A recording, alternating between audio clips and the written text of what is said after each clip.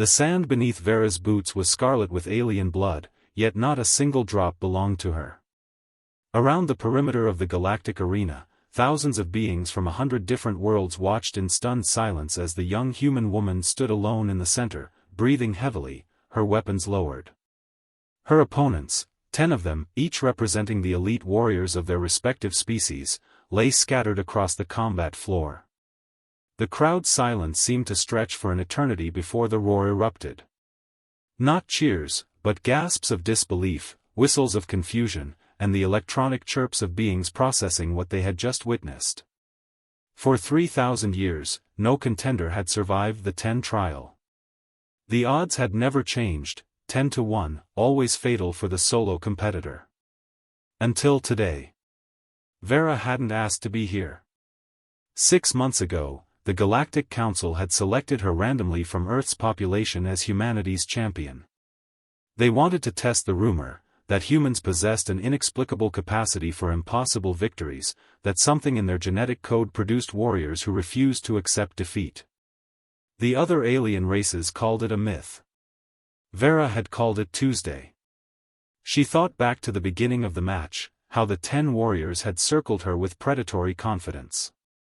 The Krell soldier with his plasma rifle, the Vorthian with her crystalline blades, the massive Gronian whose fists could shatter stone, and 7 others whose names she'd forgotten in the heat of combat. They had expected her to charge blindly. Humans always did, or so the records claimed. But Vera had done something different.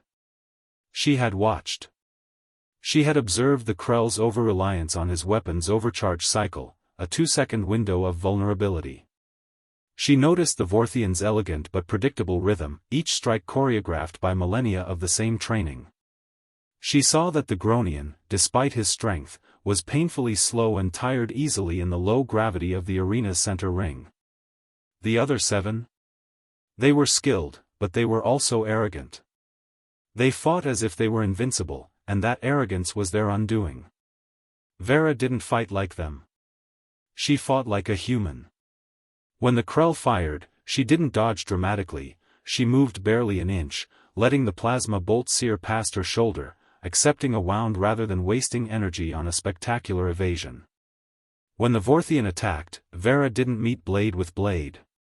Instead, she grappled, using the alien's own momentum against her, sacrificing her body to get close enough to land a strike where it mattered most. She had screamed. Raw, primal sounds that echoed across the arena.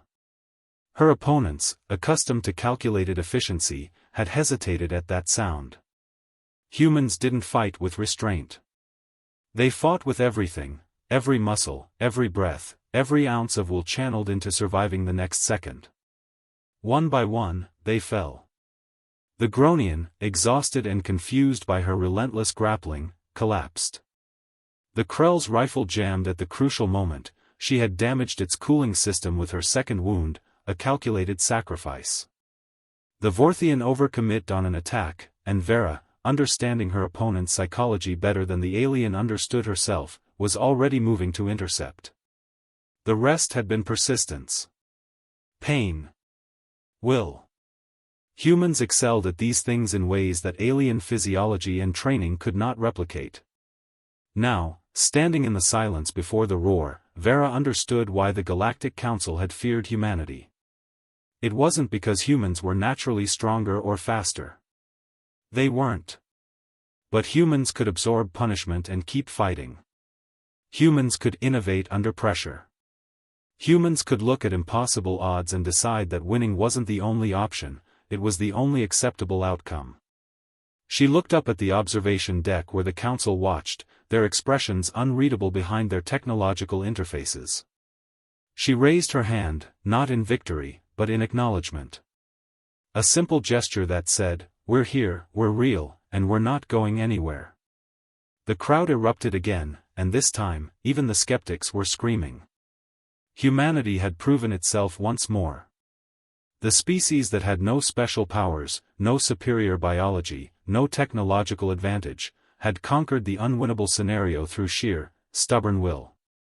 And only one warrior walked away from the arena.